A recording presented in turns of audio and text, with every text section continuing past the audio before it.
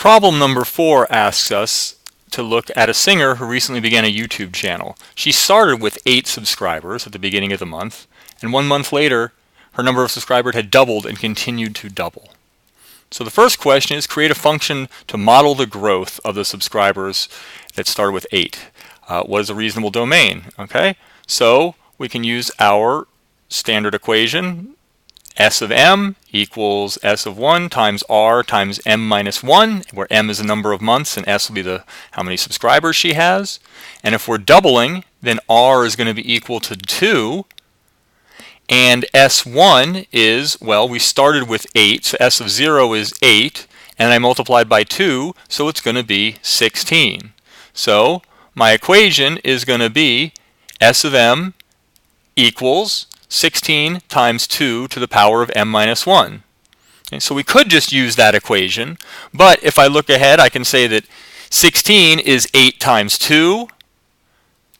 So that means that if I take away that 2 from that 8, and I have 2 times 2 to m minus 1, that's just 2 to the m. So I can either use s to the m is 16 times 2 to the m minus 1, or s to the m equals 8 times 2 to the m. Either one of those are the same equation. I can use either one. Okay? And so s to the m represents the number of subscribers, and m represents the number of months.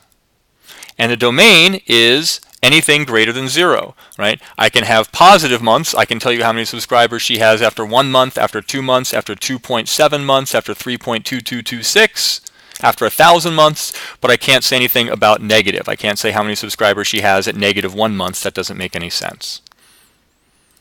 Right? The next problem, 4b, is asking that how many subscribers will she have after 1 year? Well, that would be where m equals 12. So if I use my equation, s to the 12 equals 8 times 2 to the 12. If I just do that out, that's going to be 32,768. So that means that 1 year after, she will have 32,768 subscribers, but of course that's only if none of the subscribers unsubscribes in the meantime. 4c is create an equation to determine how many months it will take the singer to reach 500 subscribers. Okay, we don't need to solve it, it's just asking us to come up with an equation. Okay, well, as we said before, s to the m equals one of these two equations, and s to the m is how many subscribers we have. So if we want to know how many months it's going to take to reach 500, if we just put those values in, 500 equals, so I want to use my first equation, 8 times 2 to the m, or my second equation, 16 times it says r, excuse me, I should say 2 to the m minus 1. Either of those equations will work just fine to determine my value of what month I'll reach 500.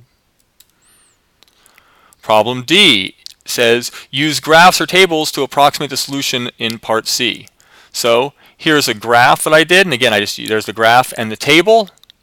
And so what you can see is that in between the 5th and the 6th month there will be approximately 500 subscribers. It's much closer to the 6th month than the 5th. If I look at the value up here, here's the 500, and so right here it's in between the 5th and the 6th month, and that's where 500 is. So as a result, right before 6 months have passed, there'll be close to 500 subscribers to this. Not quite 6, but pretty close. Problem E says that a dancer now starts a YouTube channel. And she also starts with 8 subscribers at the beginning of the month. And after 3 months, she has 128 subscribers, and she's growing at a linear rate. So that means that we're going to be adding something each time.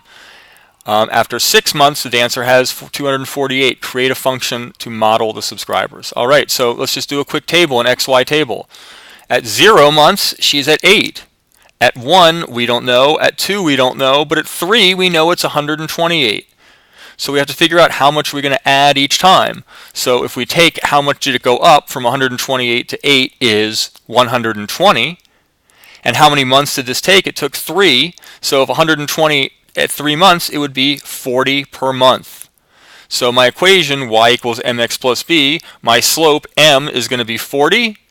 And my b, we start at 8. So the dancer has the subscribers at 40m plus 8 is going to be my equation. And then finally, the domain, just like the previous one we looked at, is m is greater than or equal to 0. I can have positive months or 0 months. I can't have a negative month. That doesn't make any sense. Right? Then the final question asks, graph both functions on the same set of axes, and what does the intersection point mean?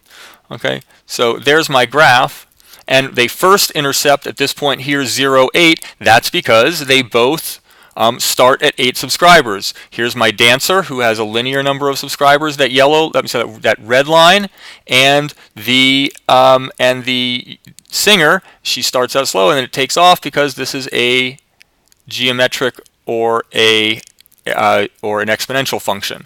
And so here is where they start, and the straight line is her subscribers, and the black line is the singer subscribers. And right here, where they cross, that is the point where they have the same number of subscribers.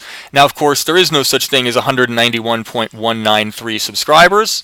However, in context, what this means is at about 4.5 months, the lines cross, meaning for the first 4.5 months, the dancer had more subscribers. At about 4.5 months, they have the same. And then after that, the singer's going to have more and more and more subscribers, while the dancer's, the gap's going to get more and more as the dancer continues to be linear.